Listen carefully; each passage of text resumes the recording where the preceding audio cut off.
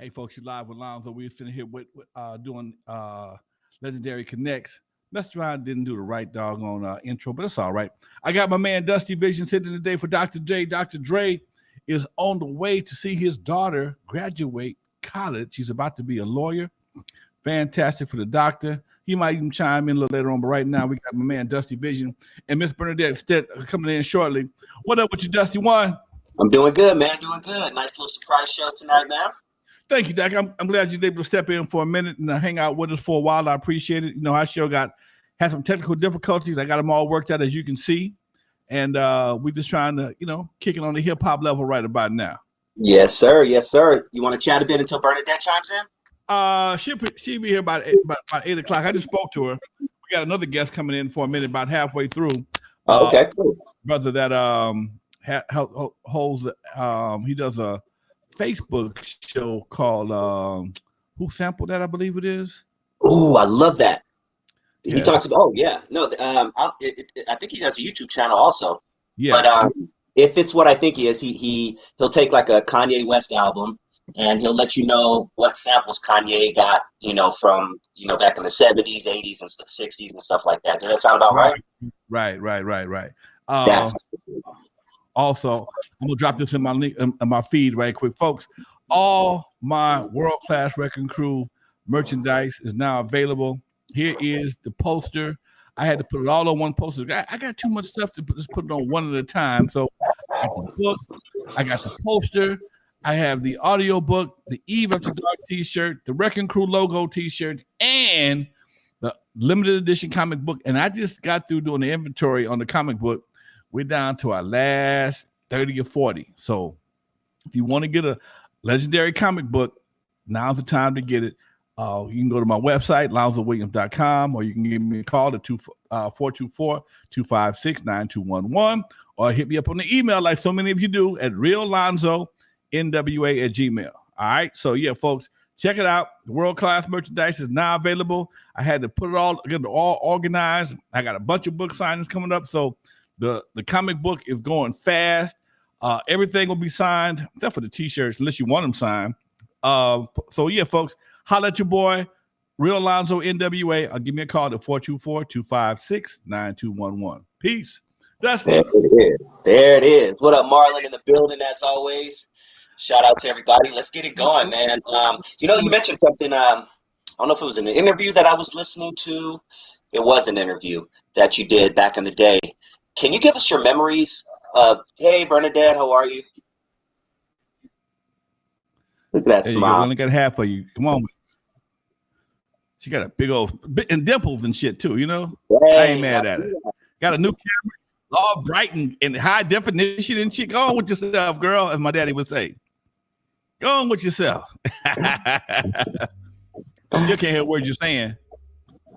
Well, go ahead, Dusty. Why they get her thing together over there? Yeah. No, tell us your memories of Jack the Rapper. Man, Jack the Rapper was a convention they had in Atlanta every year. It was a big record convention, and it was the most fun on that side of the Mason-Dixon line. It was several events that we had in the industry back in the day. Jack the Rapper was one of them. We had the BRE convention, and these were just big parties that last maybe 3-4 days. Everybody went to the Jack the Rapper convention. Jack the Rapper was a DJ, and he was rapping back in the day, but it wasn't serious. He rapped on his radio show, blah blah blah, and he started doing this convention to promote music, man. And he gave all the artists a shot. You can buy a slot to perform at the show. You can make deals. It was mostly people was drunk hanging out. Everybody be there. Stevie Wonder. I never saw Prince, but the Jacksons to be there, all kind of folks. If you got any kind of product to promote, Jack the Rapper was the place to do it at. And that's where I saw the impact of having a company jacket. Okay. The Divine Connector Ms. be joined. That's why I saw the impact of having your own company jacket, because it was so dope, man. You see all these record company jackets, they all made out of that material, not velvet, polyester. Satin. They're all satin. Yeah. They're all satin. And and everybody, you see rainbow colors of jackets throughout the industry, man. Everybody had a different colors. No two were alike, and it just was a dope situation, man. It was just super dope, and I loved it. I loved it, and of course, hip hop ruined it. That was going to be my next question. Is that an example of something that we ruined? Yeah, hip hop ruined it, man, because one thing we have to understand, there is no black hotel chains that I know of. Now, if you know a black hotel chain, let me know. You may have some black hotel owners. I don't know a black hotel chain. And most of the business that most hotel chains get come from other people other than black folks. And when black folks start doing certain things that's going to hinder my business, you can't put a rep on my Hilton hotel for shooting and fighting, and you got other people who are not a part of this event that's just staying there resting, whatever the case may be, and they get caught up in that bullshit. And after a while, people stop. Well, Jack got sick; he stopped doing the show, but even before then, he stopped doing the event because it became a big fight fest. And it's like it reminded me of Eve After Dark back in the day, man. It was like I would get calls or kids would come by the club before the club opened. Man, you better be careful, Lonzo, because they said they're gonna be fighting at Eve After Dark tonight. Why would you start have a problem at lunchtime and then come to the club to fight? The same thing here. You got cats who don't normally see each other, and they wait to see each other at Jack the Rapper, and they'll start a fight in the lobby. They did the same thing with that had an event in New York. That's the Source Awards. It was another big event they would do in New York, and cats would get to fighting. Okay, you can't do that in international facilities, and that shit don't spread. All them hotel event directors talk to each other, and once an event gets a jacket on it, you can't book no place no more. If you do, it's gonna cost you an arm and a leg. And that eventually would happen to Jack the Rapper, BRE. You start letting cats in who from the streets don't know the etiquette of business and don't know how to take their problems elsewhere. They want to bring them to the lobby of the hotel, and it don't work. Damn, what a shame, dude. Yeah, I guess the 2 Live Crew and Death Row Records had an infamous brawl at Jack the Rapper. I think that was one of the last Jack the Rappers. Yeah. Yes, damn, dude. I mean, and this is something, man. This is a beautiful event. I never forget one of my first times one of my times going to Jack the Rapper. Turned off the lights was hot as fish grease. I got a ticket to go, but I didn't have a place to stay. Okay. And my manager, she managed another female artist, and her name was Marva. And Marva was fine. Marva was fine as shit. But her husband was crazy as hell about Marva. And somehow or another, my manager tried to get me to share a room with Marva. Are you out of your goddamn mind? I'm not sharing shit. I will sleep in the lobby before I sleep. No. This dude, he'd already let it be known how much he loved his wife. And he showed me his nunchucks, his bow and arrow, all his ninja shit. I'm not going to get caught up in Atlanta in the room with this woman. This man pop up from under the couch with some stars and stick them up my ass. Oh, hell no. This ain't going to happen. So, yeah, man. Anyway, that was also the time when me and Kool Mo D got hooked up and we became buddies, man. Me and Mo D met at the Jack the Rapper convention, and we've been partners ever since. It's just, that's how you make those kind of relationships. Because after a while, you sit around, you be kicking it, man. And, folks, you see, hey, that's so-and-so. And they'll be sitting there by themselves, kicking it by themselves, doing nothing. And we didn't have cell phones in, so it wasn't about people just walking up, everybody on their phone. The cat sitting there, hey, man, how you doing? My name is so-and-so. Oh, yeah, man, I know who you are. Blah, blah, blah. Got to kick it. The next thing I know, we buddies. So it was a great marketing and promotional situation that I miss a lot. And same thing with the BRE. BRE was a black radio exclusive. Sidney Miller, he had an office right in Hollywood. He would do a convention every year at the Universal Sheraton Hotel. Badass hotel. I mean, badass event. And you'd be sitting there, and all of a sudden, Stevie Wonder be in the lobby playing piano. Or somebody, Shaka Khan, to break out singing with Stevie Wonder. And again, there was no phones. Nobody carried no cameras around back then. So all these events went undocumented, but it happened. And in fact, when we were at the Universal Sheraton for the BRE, Macola, we had just came out, and Macola had bought us a slot to perform in the up and coming artists section. And Stevie Wonder started playing piano while we were on the stage, and nobody came in the room. We played for nobody, and they felt so bad they gave us our money back. True story. Let's see if Bernadette got it ready over there. Miss B, what's happening with you, girl? You sounding good. You looking good, but ain't no sound. We'll come back. She muted? No, she's not muted. Yeah, Doc. Yeah, man. These are kind of. No, she's not muted. It just she's still moving kind of jerky. Yeah. So, you know, it's the Wi-Fi.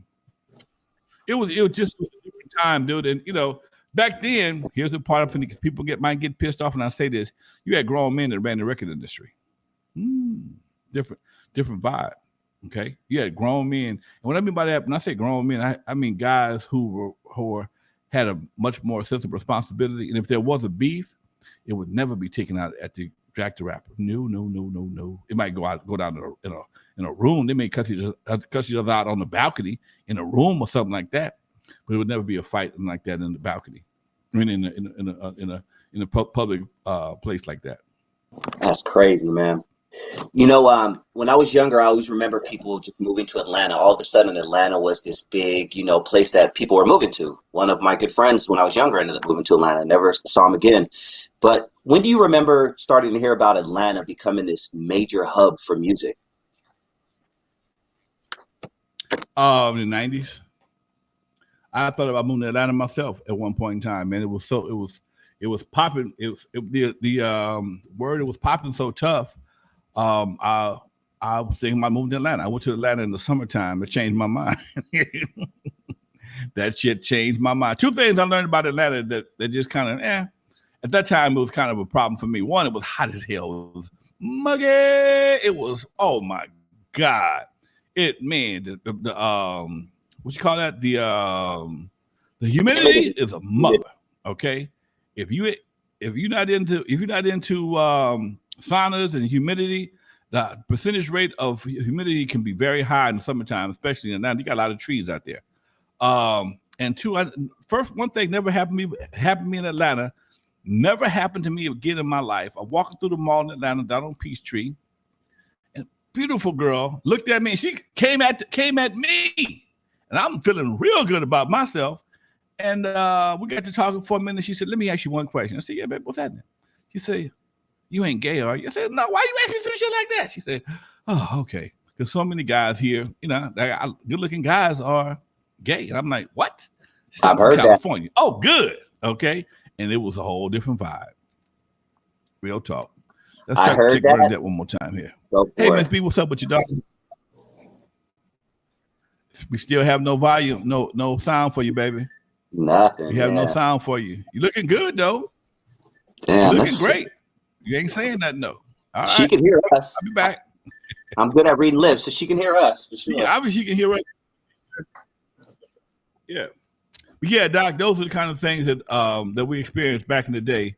And we had all kind of record conventions. There was one down here in LA had in back in the day they would hold it in Palm Springs, the NARM convention, National Association for Record Merchandisers.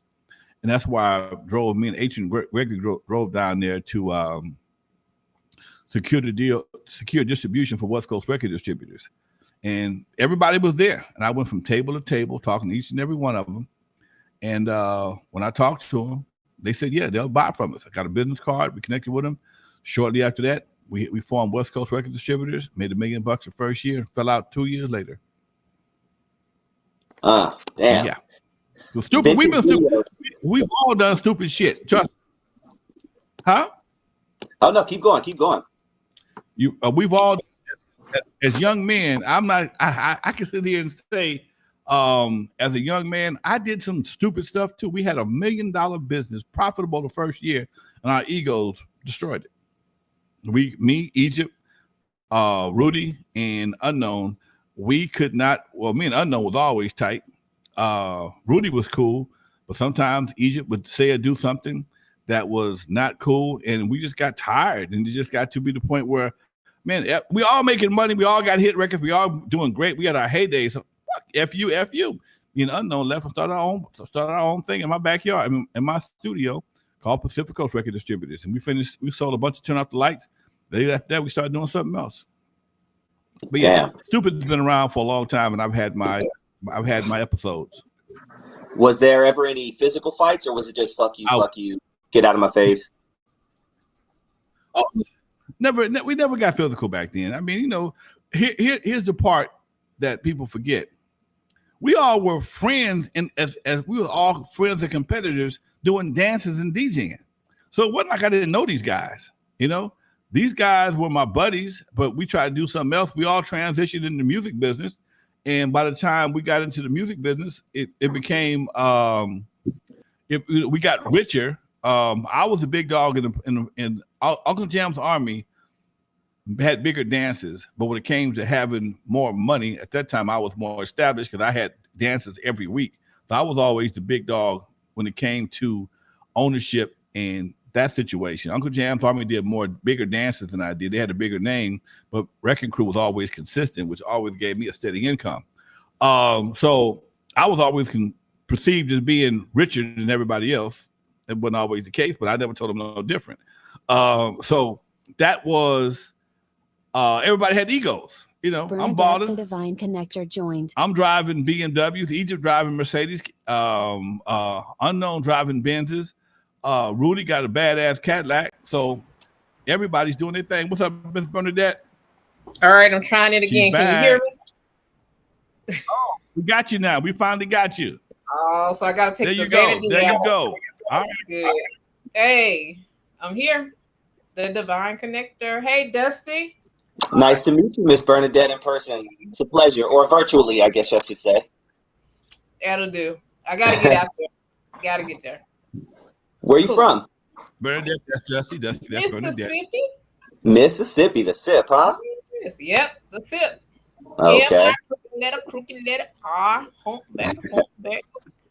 Love it. That's one of the first long words. Every once in a while. You gotta do it rhyme. That's why everybody remembered this rhyme. Yeah, that's one of the first long words that I was able to spell when I was a kid. MISSISSIPPI. Oh. You showed off what it sound like. Wow. Man, she ain't that country, man. She got a little country. She ain't got that much country in it, but got a little bit. My mom was a teacher, and she threatened me to say what I said, finna. I couldn't say finna in my house. She said, spell finna and find it in the dictionary. Be like, that's all right. I actually love that. Okay.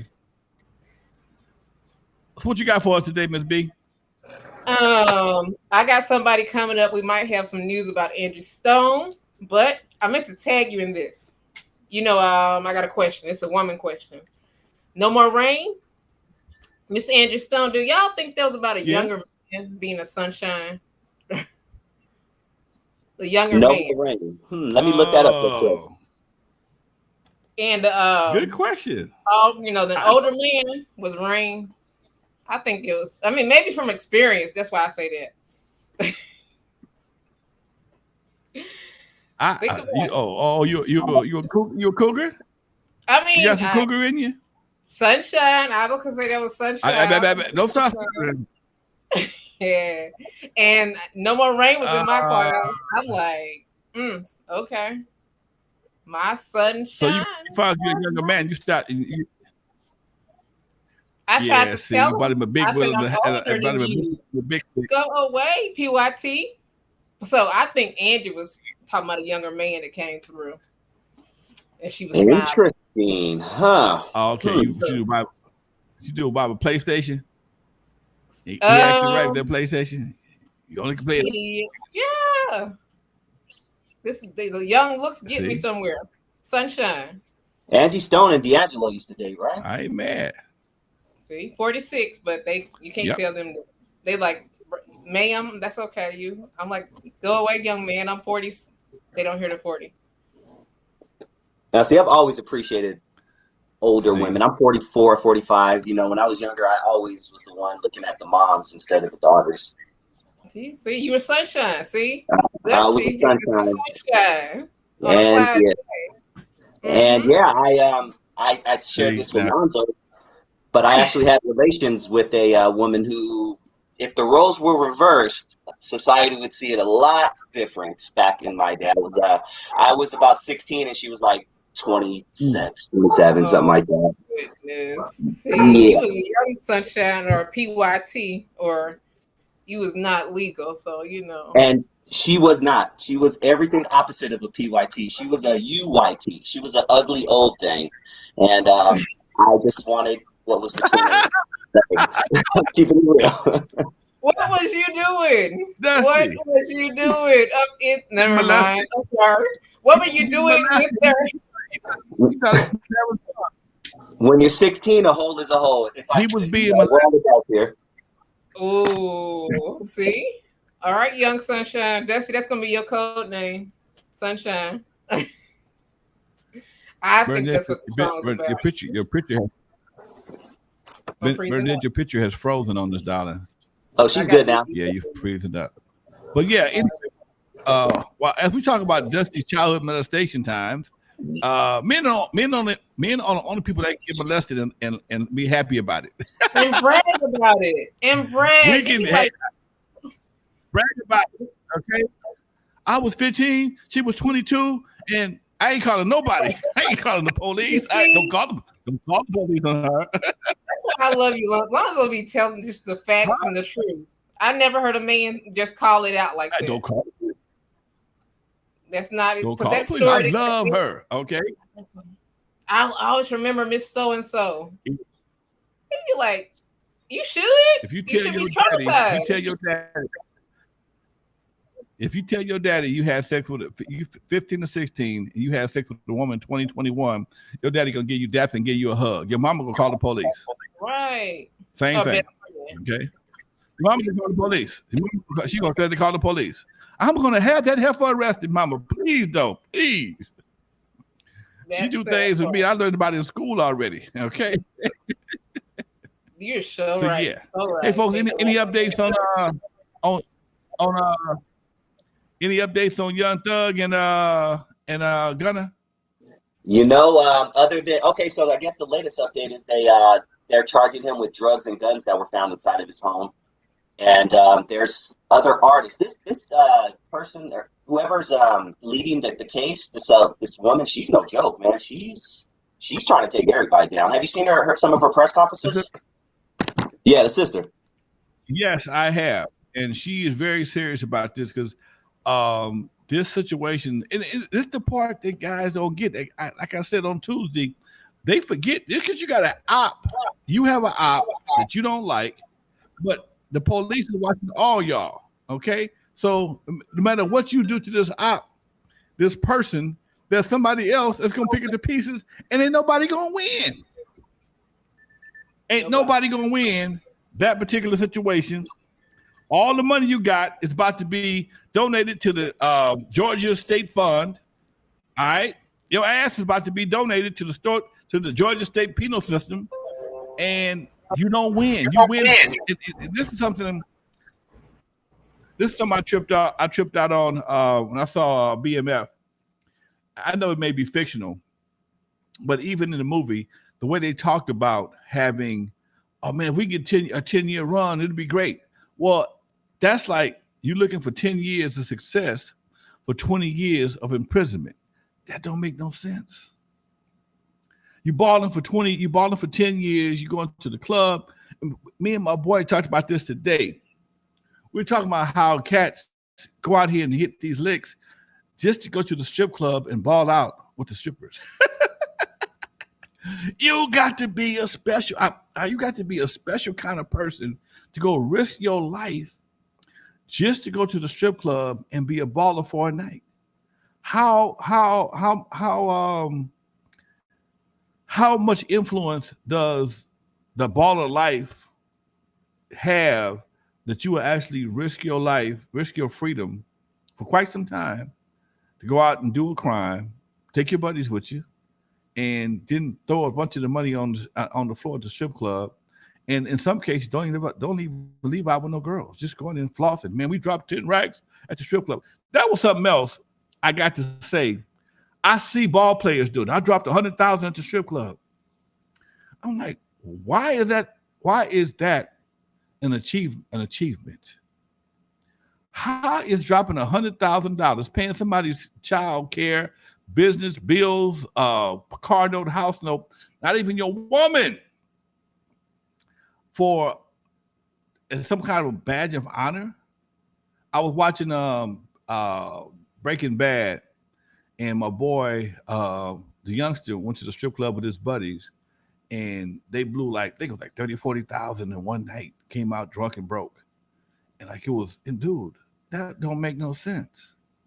I never understood that. It's like sometimes people in hip hop especially live like Brewster's Millions. I got to get rid of this money without having nothing to show for it as fast as possible. Come on back, Dusty Bernadette. Oh shoot! There we go. I said some people in hip hop live.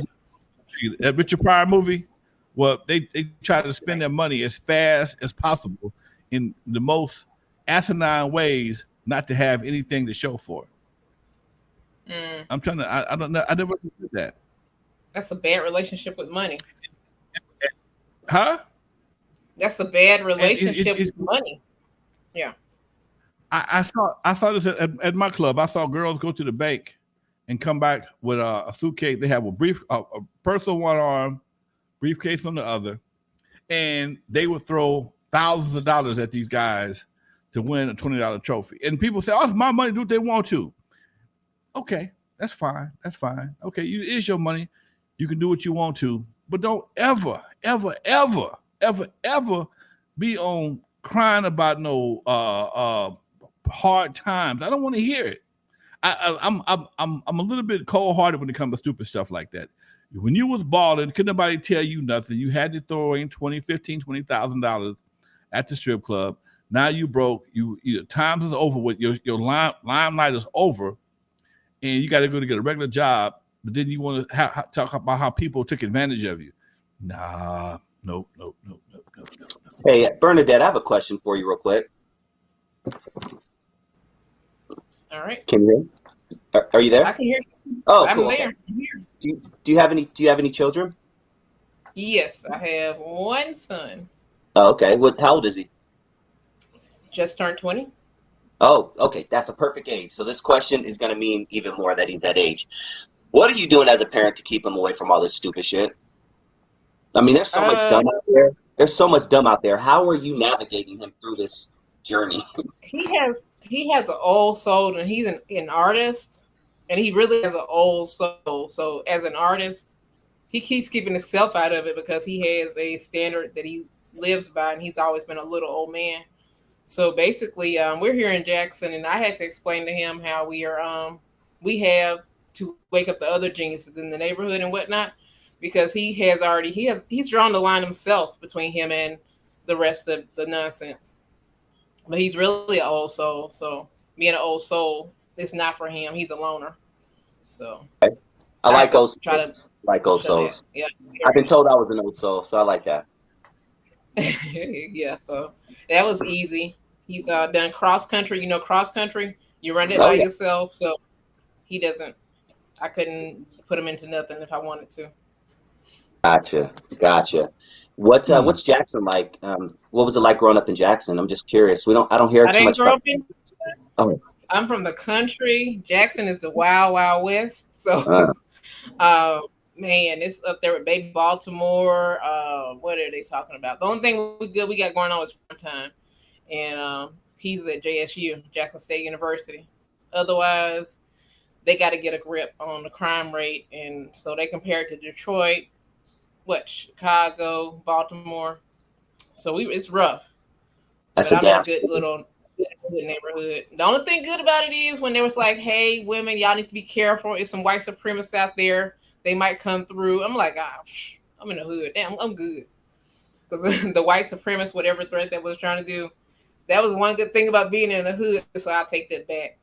You know, in the hood, no, they don't come through, especially not in Jackson. You grew up in the sticks, you said? I grew up in the sticks. Oh, okay, the sticks. Did you ever Raised up on experience? politics. Because when I Say hear what? Mississippi, I hear Alabama, I hear racism. Did you experience a lot of that when you were growing up, or maybe your parents experienced a little bit more?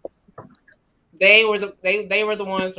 My grandparents were the first ones to vote in the county, first elected official, black elected officials, and things like that. So we had a different standard that we were running by. Because my first time being on the radio, I was like, we would appreciate your vote for our dad. Blah blah blah blah blah. Monzel Stowers, and we were actually at the radio station with the brother of Medgar Evers. Have y'all heard of Medgar Evers? You know Medgar Evers? Yeah, definitely. James. Yeah, so his brother has a radio station, and that's where we did the. Wait. Time out. Dusty, you never heard of Medgar Evers? Oh, you know what? Let me look him up. How do you spell that? Medgar. Oh, like Edgar? Medgar? M-E-T-G. Oh, Medgar Evers. Okay, let me look him up. Hold on. The American Civil Rights Activist. N.W.A. Oh, I don't know much about him. No, I don't. I'm sad to say I don't. Right. Wow. So, wow. No ahead, reflection on you whatsoever. But no, not at all. I'm just surprised that Medgar Evers he was right there with Martin Luther King back in the day, far as being the civil rights leader, and he got killed at his pad or something like that. He was one of the first ones to die in Mississippi, if I'm not mistaken. And I'm just surprised that here's where, right. Here's where the history disconnect comes in at, because you're a few years behind me, but that's something that should have been taught in school. It was taught to me, but as we progress or regress, certain things that I felt should be taught, not taught anymore. And Medgar was one of those guys. He was a very serious cat. He rode with Martin Luther King Jr. And he was on the same level down south as Martin Luther King, and they killed him in front of his kids, if I'm mistaken. They did a couple of movies about him, and he was right there with them. But I'm just surprised. Yeah, in this driveway. Yeah. They shoved MLK down our throats, and the guy who invented the peanut butter. Those are the only two people I remember growing up that they taught me about. Unfortunately, they really shrunk down our history to like Martin Luther King and Malcolm X and Rosa Parks. For most of my life, all we did was invent peanut butter. I'm like, damn, we just invented peanut butter. Man, the elevator lift. That's it. We got 4. He said peanut butter. And that's why certain things are so important. But you're right. That's why we have to invest in our own. That's why we have to invest in our own education, because there's so much that we have done as a people that it's like it's a secret. Nobody wants to know how great we are, because they might wake up when they realize they're getting bullshitted. I'm gonna stop that because I don't want to get censored. My money already getting cut down tremendously around here. My money gets short as hell around here these days, Dusty. I don't know what they did, but the money is I don't get it, man. My revenue's down on YouTube. Views up, revenue down. I'm still trying to figure that out. Yeah, it's crazy. It's really crazy. It's all the realness. Cut like 2/3. Another thing, Dusty, my dad and also Henry Kirksey, there's a such thing as an African American History Year in Mississippi, and they're the two named on there. So to give you a background of what I was exposed to and what I was not exposed to, because my dad helped implement the 1965 Voters' Rights Act. So I had a different. I love that. Black excellence. Life, so that's dope. So there was a movie that they made us watch in like junior high. There was a movie they made us watch. It took place down south. I can't remember the name of it, but it was where they were driving in a car, cops pull them over, and they accused some black kid of doing something that he really didn't do. What was that real popular movie? It got everybody upset. It maybe came out in the 90s, maybe late 80s. About a boy? I was wondering if it took place down south. Ah, wow. It's a movie. Somebody help me in the chat. It took place down south. Awesome. Fuck. You know what no. It's okay. Keep talking. That could be that could be any movie that was made in the 80s and 90s about down south. And the There's KKK a story was right involved. now. I watched it yesterday. A black lacrosse team was coming back from Florida, headed back up. I think it was might have been from somewhere in the east. They were coming. They were driving through Florida. They played in Mississippi Florida. They burning. were coming through Mississippi Georgia. burning. Sorry. And- Mississippi Oh burning. wow. Okay. Okay. And Mississippi burning. the girls lacrosse team was coming home on the bus, and the bus got pulled over. Said the bus driver was driving erratically or something like that, which I don't understand. But it led to them coming out with the dogs, drug sniffing dogs, sniffing all the girls' luggage to make sure they wasn't transporting drugs.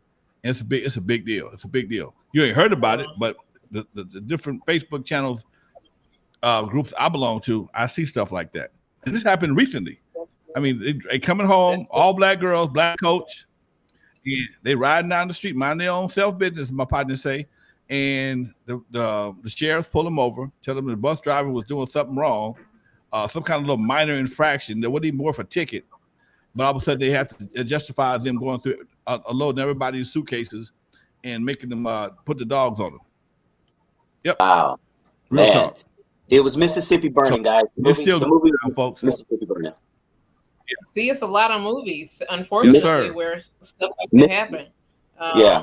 Yeah, it's too much. It was a lot. And I realized I went by a Greyhound station. I thought it was an old Greyhound station, but it's where they had the civil rights bus caravan and everything there. And I saw, I was able to work on the Census Bureau, the last one in 2020. And most of my Census Bureau assignments were along the civil rights activist line. So I did go to some places. I did go to Trump country up in the Delta, and they had camps, and I saw the Dixie flags, and they had deer camps. I did get nervous up there now because it was off in the woods where they have deer camps and fishing retreats. I was praying there because I was like, no, Dixie flags, red clay, Lonzo, and little bitty trailers and woods. I wasn't comfortable in that part of Mississippi. But I was working. I don't know. I was working for the government. Maybe I'm glad y'all won't be seeing a movie about me being up in there in Trump country up in the Delta, Mississippi. I did do that, but the pay was good, and I'm here. So damn. So they still flying that flag like nothing, huh? Down there. Like they didn't change it. Yeah, up here in the woods they were on these red dirt roads. They were. Yep, and one of them had the nerve to check on me, say, "Are you okay? Nobody lives there. They just come down there to hunt for deer." And that was kind of scary. That was not where I grew up at. Little fun fact about me. My mother grew up in Indiana, and it's the part of Indiana it's South Indiana. My mom's white, by the way. My father's black. My mom grew up in Indiana, and it was where the biggest chapter of the Ku Klux Klan was created. In Evansville, Indiana area. And that's where my mom was from. She had never seen a black person in her life until she moved to Long Beach, California when she was 17 years old. And she fell in love with my dad. How crazy is that? She had that Walmart or whatever where it's just totally white, a white Walmart. That's good. You go there. Oh, I still go there, and I'm the darkest person in that town. When I go to that town, I'm still the darkest motherfucker. It's scary, yo. Dusty, I got a question for you. I got a question for Dusty. What's How up? do you feel about this generation saying that you, biracial, you're not black, you're not white, you have to claim yourself as biracial? I have a problem with people telling me what I should call myself. Yeah. First off, which is very interesting to me, and I've never really had an issue with that personally. I tell people, I usually tell people I'm mixed. That's usually my answer. Whenever someone says, "What are you?" I just say I'm mixed. And if they ask, black and white. Whenever I'm filling out like a financial aid or something like that, I'm black. I'm African American. Give me all my money. No, I'm just joking. That's a bad joke. Okay, because it's more of that now. They actually say they're just trying to disown people. And then the one drop rule, I've gone on a rant and said the one drop rule was a plantation rule. Please don't come to me with that, because that was about bastardizing kids, I believe, but not, I don't think that was ours, the one drop rule. I think that was theirs. Yeah, I don't think we came up with that. I think an outside force came up with that one. All right, we might have Olu coming through. Hell no. What? All right, my man Gary's Garage. Gary's Garage. He just dropped. It was from the Delaware State lacrosse team got jacked by the Georgia sheriff as they was coming back from Florida. And I mean, I love my chat room. I got some smart people, very aware people in the chat room, in my chat room. I love that. We always got some very aware people in our chat room. That lets me know I'm dealing with some real folks. Maybe that's why we don't grow as fast as we should, because you got to have some, you got to have a little sense to be willing to listen to this right here. My buddy told me something today. My cousin, my nephew, he sent me something today. Oh, Lou joined. All right. I'm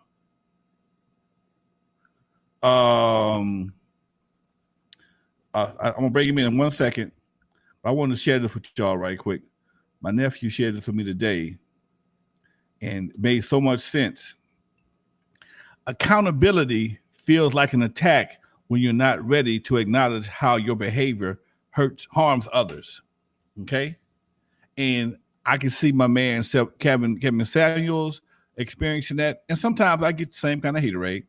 But sometimes you got to hold the mirror up and, man, look at what we have done to ourselves before you go blaming somebody else. Okay, look at what we've done to ourselves before you go blaming somebody else, and look how we do ourselves. Meanwhile, people learn how to treat you by how you treat yourself. I'm gonna stop right there. Okay, that's no justification. I ain't justifying nothing, but I'm just explaining it to you. Everybody, all the scholars have their clinical explanations why things happen in the hood. There is a simple reason why things happen. If you don't give a damn about you, why should I? Bottom line. And that's where we're coming from. I just heard our guest just stepped in. We got 4 of us on the screen now, but we're doing an all-time high. What's up with you, Doc? Hola. Nice to meet you. Let's see you. There you go. There you go. We hear you now. Oh, we got a full load today, folks. I don't think we ever had 4 people on the show at one time. Hey, tell us about your channel, man, and what you do. All right now. Okay, so do you guys hear me? Yeah, we hear you fine. Can you hear me? All right. Okay. Cool. So I have this platform on Clubhouse, and it's called Who Sampled. It's named after a website called whosampled.com. It's like a big database where any major song that's used a sample is contained on the website. I stay on that website. I'm very passionate about this. Sorry? Oh, keep going. I stay on that. I can't hear you. No, you turn. I can't hear anything. We good. Go ahead. Okay. All right. Cool. Yeah. So I've always been interested where music gets its sound from in terms of its sample. So like, when you came to our rooms a couple of weeks ago, we played Turn Off the Lights. Right. We played the original first. Right. Yeah, exactly. Right. So I've always been interested in that. Right. So I started the club on Clubhouse like a year ago. And the way it works is we'll play the original first, and then we'll get people in the room to what song used it. And as soon as they get the answer, well, the way they do it is you got to say your name first. We'll stop the music. Then you got to say the name of the artist, name of the song. If you get it right, we give them a point. If they get it wrong, we'll give them like like in Family Feud, if you get the answer wrong, there's this particular sound that you get, like a buzz. Well, you know what I'm talking about because you was there. I was there, yeah. Yeah. Dope concept. So, we've been doing that. Yeah, he was there. So, appreciate it. So, and, we've had the opportunity to interview certain people like yourself, Dr. Dre from UMTV Raps. We interviewed DJ too, a 3-time Grammy Award-winning producer who's produced people like Kanye West, Jay-Z, Nas.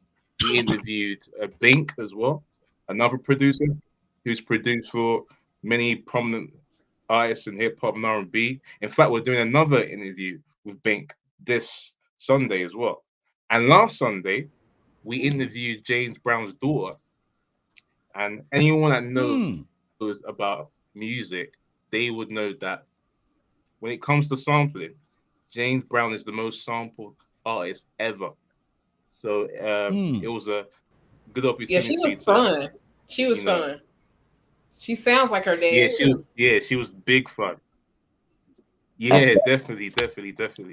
So that was a good opportunity. It was a big honor for me to be able to interview someone like her and gain insight about her father. So, and in fact, we're doing a part 2 with her next Sunday as well. So, then one more thing we got going on. End of the month. Sorry, say that again. Where you from? Oh, where you from? I'm from London, the UK. Okay. All right. London. Hey, Lonzo, I have to check out, guys. Well, I think it's a bit of a delay. Okay, right. Yeah. Peace. Much Lonzo, love, Dusty. See you Tuesday. All right. Thank you. Talk to you later. Appreciate it. Thank you. You got it. Dusty. Take care. And then there were 3. Down to 3. So yeah, I'm based in London, United Kingdom. Okay, fantastic. Hey, I'm just curious. I hear the accent. Why does it seem like our hip hop is appreciated elsewhere? I think Lonzo and I almost talked about that one time because he got some trophies elsewhere. But what about y'all think about? We talk about that about why is hip hop appreciated beyond? Where did you get that last trophy from, Lonzo? Ooh. Senegal. Yeah. Senegal. The Senegalese music organization gave it to me. All right. So how did you find Senegal? Man, I interviewed with them. They actually came out to LA to interview me. They heard about me on the internet. They did research, found me on the internet, hit me up with an email, came by the studio, and we sat down and interviewed for like 2 hours. And once I started talking and telling him all I'd done, and I started showing him my book and some other stuff, he told me about this organization in Senegal that had an annual award show, and they wanted to. He said he would submit my name for honoring, and he did. And I was selected, and I was supposed to go to Africa last year, December 4th, but COVID reared its nasty ass head and kept me from going to Africa and seeing my folks over there. And but he brought me. He came back. He came to town. I think it was in April. That been February, and brought the my trophy over to the house. Man, beautiful trophy. And we remain friends since then. I still talk to him. Yeah, I said that because I've had people say, "Hey, Bernadette, we know who Dr. Dre is," and they will be from the UK, like Olu. They may not be the same color as us, but they'll say, "Hey, you don't have to explain to us which Dr. Dre you're talking about. We know who Dr. Dre is. We know." And I'm like, okay. And here I have to explain which is which. That's a pattern, and it's interesting. Well, yeah, you have to explain to the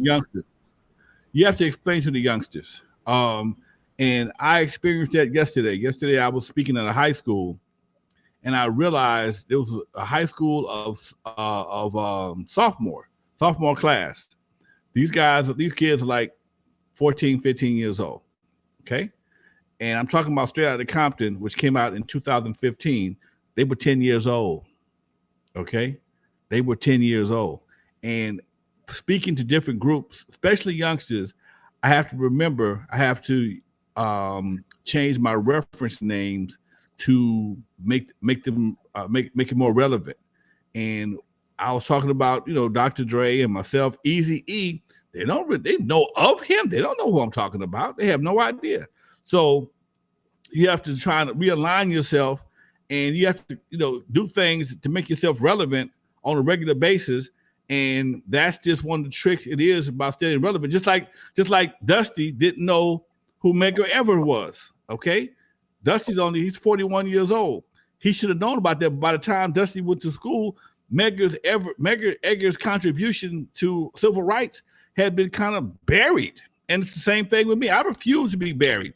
I did too much to be buried, but everybody don't have the same attitude. So you have to blow your own horn. If not, somebody stick a sock in it and throw your ass in the ground. Okay.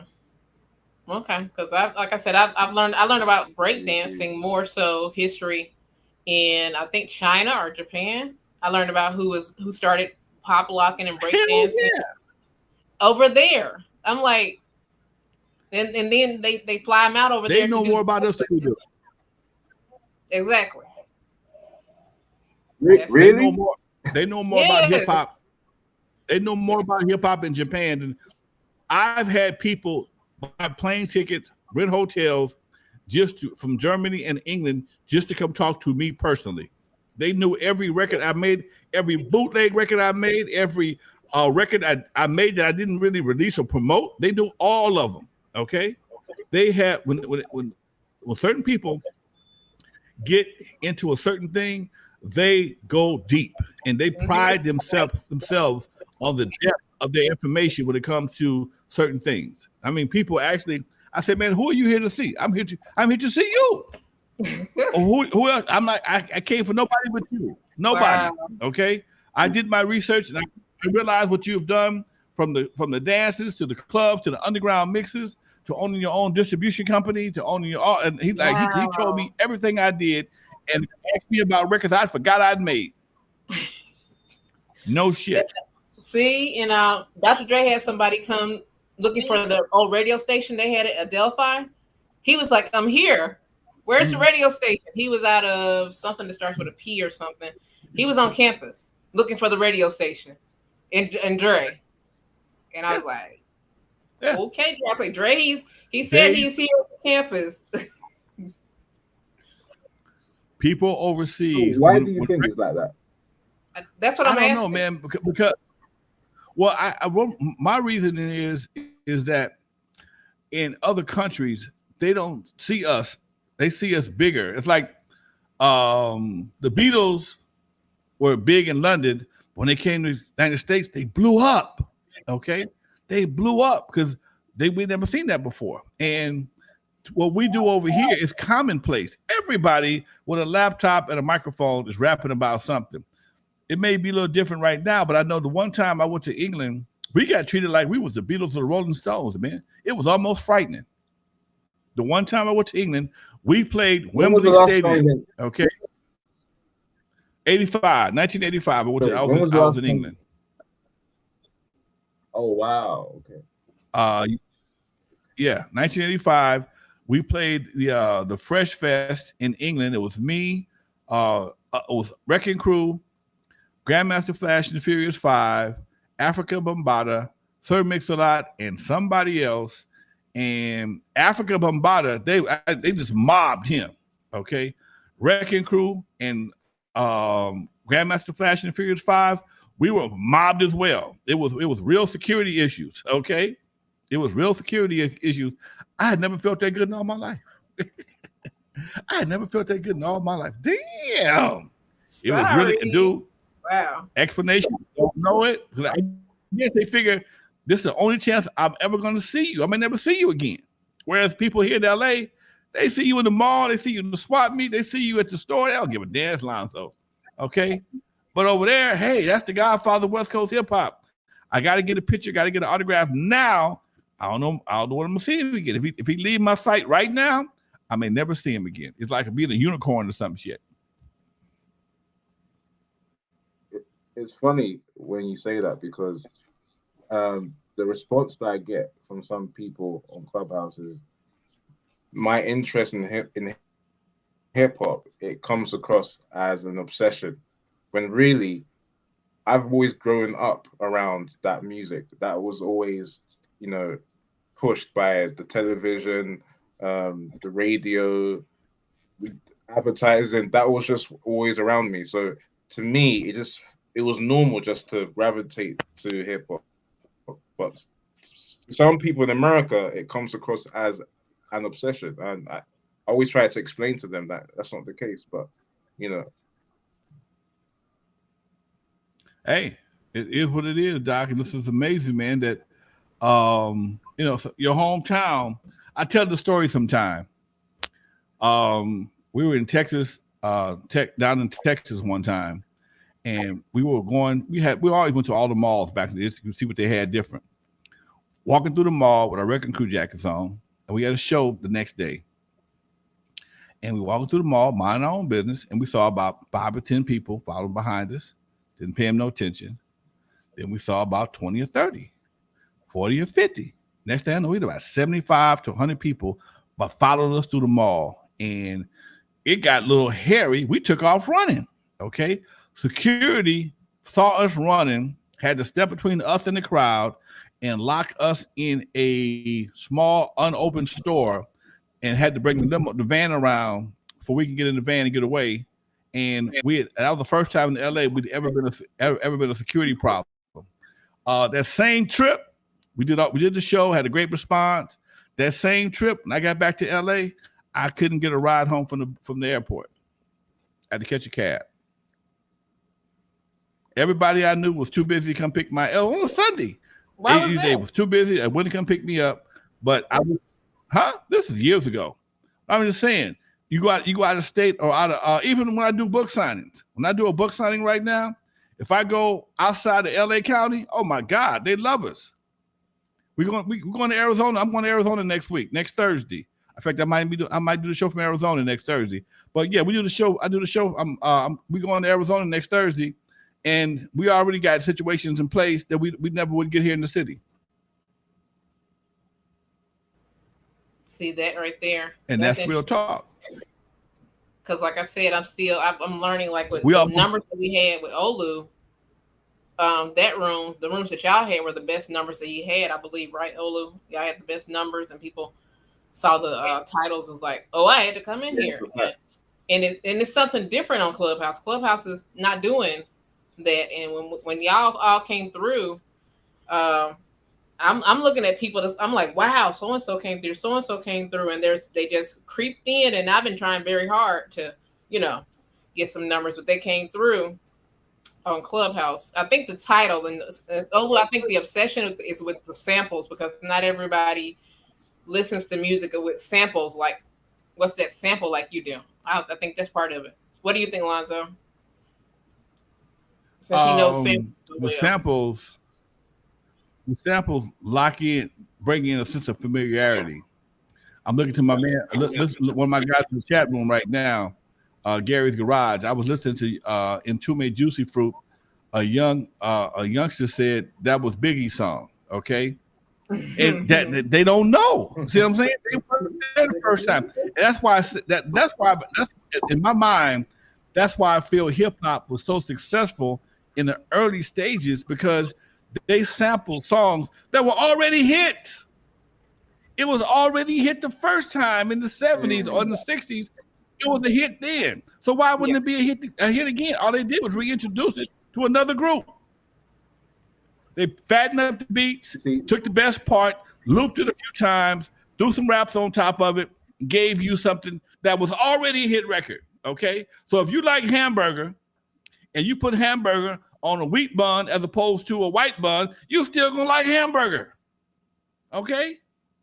People do it to potato chips all the time. They got chicken wings, perfect example. If you like chicken wings, you probably gonna like barbecue, honey barbecue, garlic parmesan, lemon pepper. If you like chicken wings, okay, same thing. Now you might not. They put the same flavoring on some pig feet. You ain't gonna fuck with it. We gotta go. You ain't never seen honey barbecue pig feet. What did you do to sample Okay. I think the reason why people on Clubhouse gravitate towards the samples is because, like you said, when you mention, for example, when you mentioned Juicy to somebody, they thought it was an original Biggie song, but they didn't know about Juicy Fruit. And that's the case with a lot of people that come on Clubhouse. They are blown out their minds when they find out, oh, this song that I've always revered, oh, I didn't know it came from that song. So most people don't know about to what extent sampling is prevalent in music. Right. All right, folks. It's about that time to wrap up. We've been doing this for an hour now. Bernadette, much love. Thank you for stopping through Olu. Much love. I'll stop through Clubhouse and hang out with y'all for a while. In the very near future, just let Bernadette know. She'll let me know. In the meantime, folks, I'm gonna put my screen back up one more time.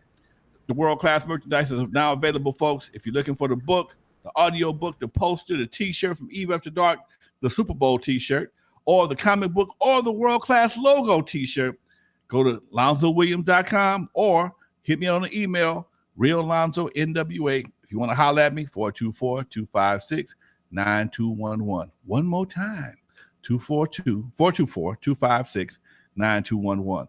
That being said, folks, I'm up out of here. Thank you, Miss B. Much love to you, darling. I'll see you next week. Tell Dre I said what's cracking. And in the meantime, folks, like I always say, from the East Coast, from the West Coast to the East Coast, and everything between, folks, you are live with Lonzo, the Godfather of West Coast hip hop. Today, my man Dr. Dre was on the road going to see his baby walk across the stage, and she's going to be a lawyer, folks. Miss Bernadette was in the house. Dusty was here, and my man Olu from Who Sample was also stepped through. In the meantime, folks, y'all check us out. Don't forget to subscribe, share, and let them know. We got some real shit on this show, folks. In the meantime, I'm out. Lonzo. Peace.